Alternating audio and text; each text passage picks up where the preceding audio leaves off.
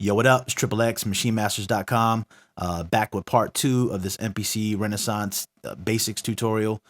In the last one, I showed you how to assign your 1 through 5 paths on the file browser.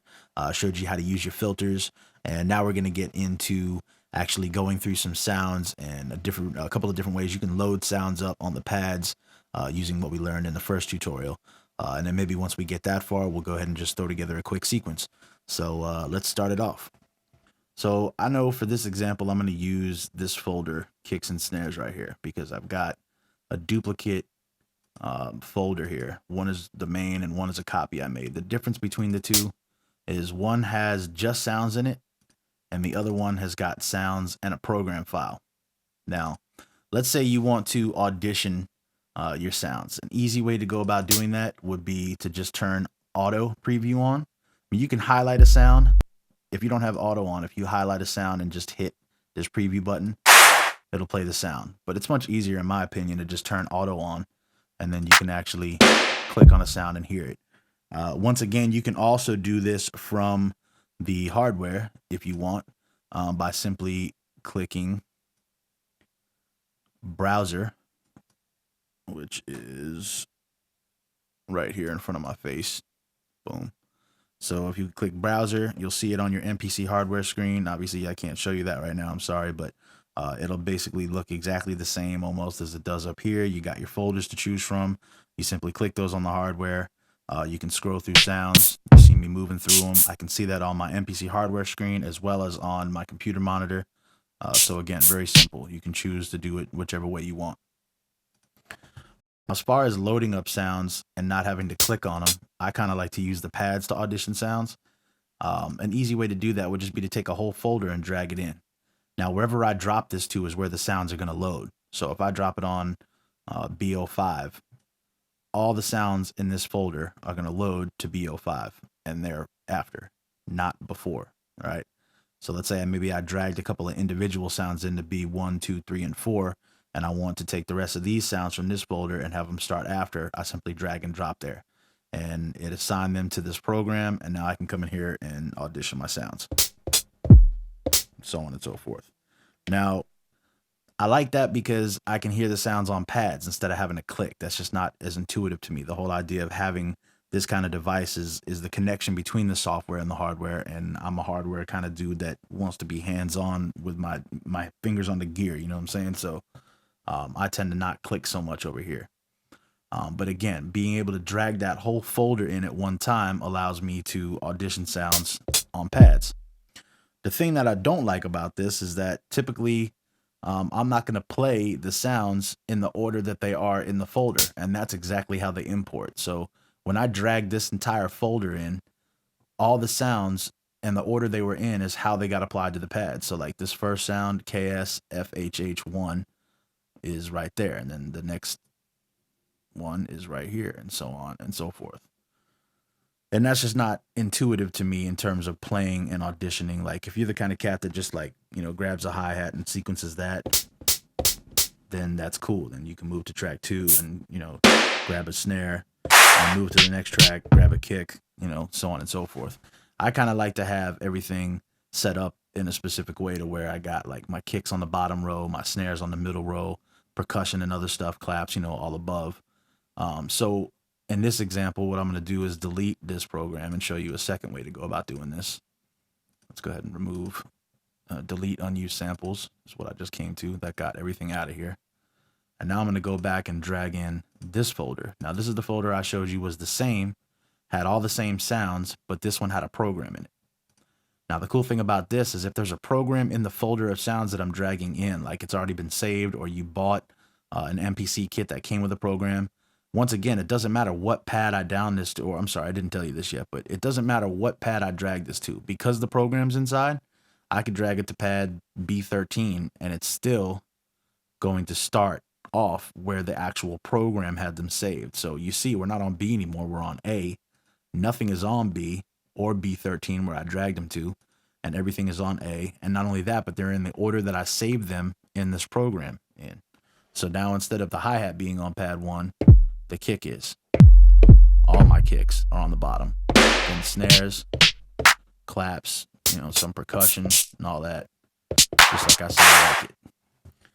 So that's a really cool way to go about either auditioning stuff and just having all the pads fill up, you know, if you like to work like that, or if you like to work like I'm referring to where you want everything to be in a certain order, then you basically can just rearrange how all the pads are set up sound wise. Like you could just drag a specific sound to a specific pad.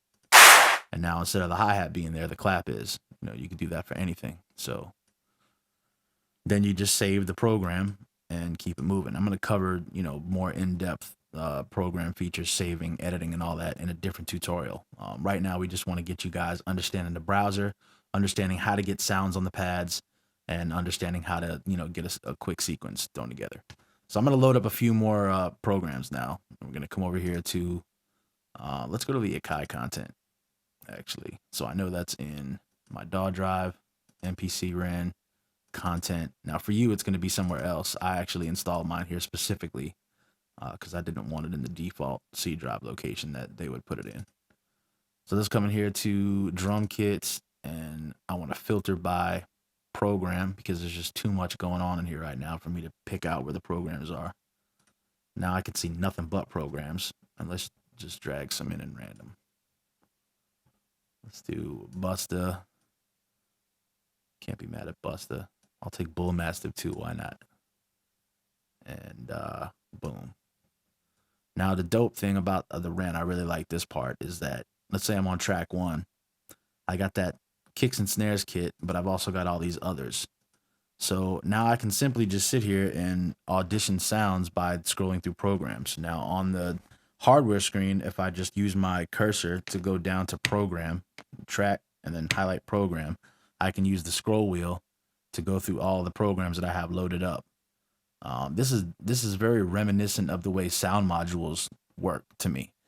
They've just got a bunch of stuff already loaded up, and you don't have to wait. There's no loading times. You could just dump a bunch of stuff in here, have it loaded, and just intuitively and spontaneously work, you know, browsing through and breezing through kits real quickly. I love that about the Ren.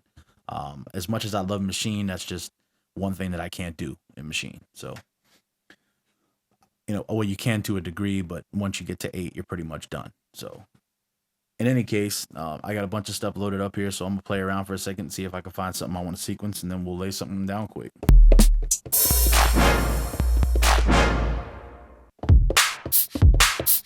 Sounds like some old Neptunes or something.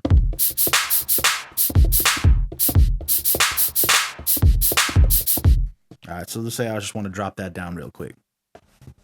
I'm on sequence 1. I'm on track 1, so I'm ready to record. I can hear my sounds. The only thing we really need to pay attention to is how our loop is set up, where our bars are at, timing correction, BPM, all that. So I'm set at 80 BPM.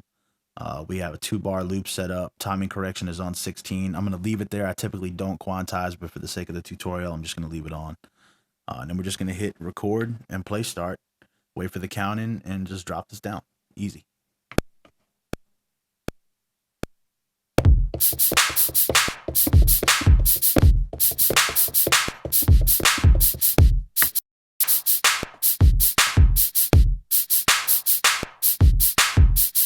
I mean, this is just that simple. That's kind of whack, but it's just that easy, man. Like, just pick a kit, you know what I'm saying? Like, drag it in however you want to go about doing it with a couple of ways that I showed you. Once you got your sounds on your pads, you know, just set your info up here, you know, your timing correct, your bars, your tempo, all that. You can tap that tempo out. You know what I'm saying? Adjust your swing and all that. We'll get into all that stuff more in a later tutorial, but you know, for right now, I just wanted to cover some of the basics. Like I said, the browser, getting sounds on the pads, sequencing something, and I think we've done that. Just to give you one little more tidbit, let's say you want to keep it moving right now and add something else, you know, just come over here, click, and go to track 2. You know, pick whatever kit you want. In this case, let's say I'm gonna grab this 808 kit. This is gonna be dumb whack, but just for the sake of quickness.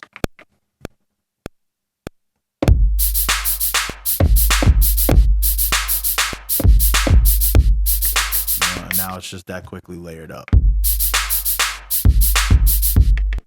Nonetheless, man, that's about the gist of it. So, if you guys have any questions, as always, feel free to comment, ask us whatever. I'll be checking them as often as possible and getting back to you guys.